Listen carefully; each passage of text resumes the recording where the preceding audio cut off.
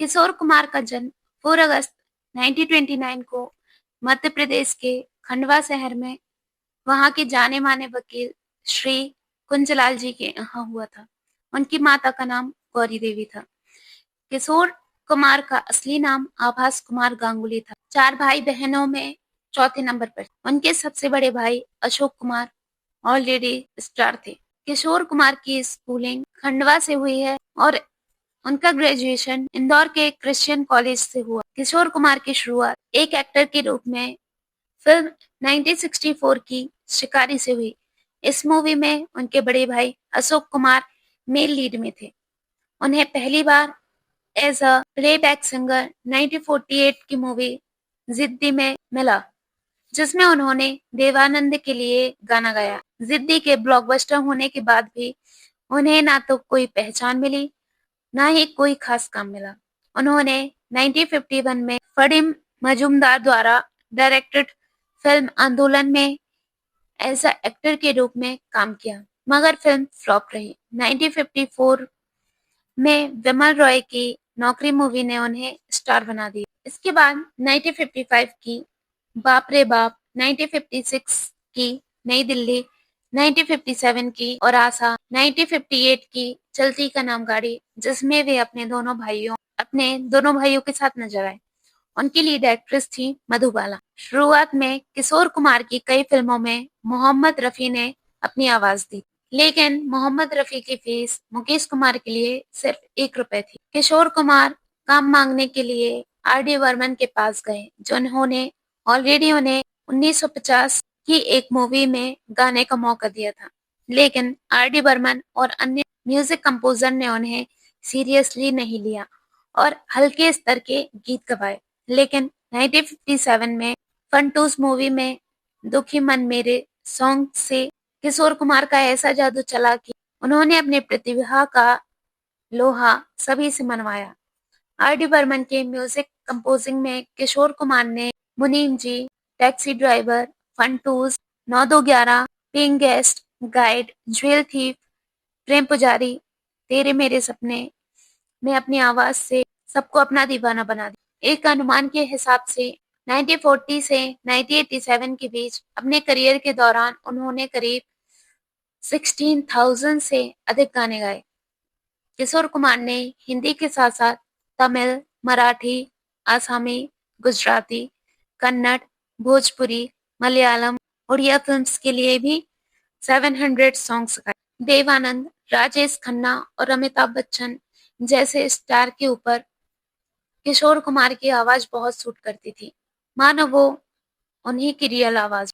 किशोर कुमार ने भारतीय सिनेमा के उस स्वर्ण काल में संघर्ष शुरू किया था, जब उनके भाई अशोक कुमार एक सुपरस्टार के रूप में स्थापित हो चुके थे, जहां मोहम्मद रफी, मुकेश, तलत महमूद, मन्ना डे जैसे दिग्गजों का बोलबाला था, जहां उन्होंने अपनी एक अलग पहचान बनाई। किशोर कुमार की 4 शादियां हुई थी।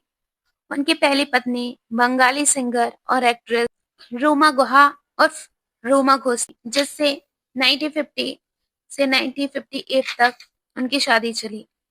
दूसरी शादी उनकी एक्ट्रेस मधुबाला से हुई थी। दोनों ने 1958 की चलती का नाम गाड़ी, झूमो सहित कई फिल्मों में एक साथ काम किया। जब किशोर ने मधुबाला को शादी के लिए प्रपोज किया, तब वे बीमार थी और लंदन जाने की योजना बना रही। उन्हें दिल में छेद था और किशोर कुमार अभी भी रूमा से विवाह में थे। तलाक के बाद इस जोड़े ने 1960 में सिविल विवाह किया और किशोर ने इस्लाम कबूल किया और अपना नाम करीम अब्दुल रख लिया। किशोर के माता पिता ने विवाह में शामिल होने से मना कर दिया। माता पिता को खुश करने के लिए उन्होंने हिंदू रिवाज से भी शादी की, लेकिन उन्होंने मधुबाला को कभी बहू के रूप में स्वीकार नहीं। 1 महीने के अंदर ही मधुबाला और उनके पति किशोर कुमार के घर में तनाव की वजह से वो बांद्रा में अपने बंगले में वापस चले गए, किंतु वे शादी में रहे। जीवन का बाकी हिस्सा तनाव से भरा रहा। यह संबंध 1969 को मधुबाला की मृत्यु के बाद खत्म हो चुका था। किशोर दा की तीसरी शादी योगिता बाली से हुई, जो 1976 से 4 अगस्त 1978 तक चली। किशोर कुमार की चौथी शादी 1980 में लीना चंदावरकर से हुई।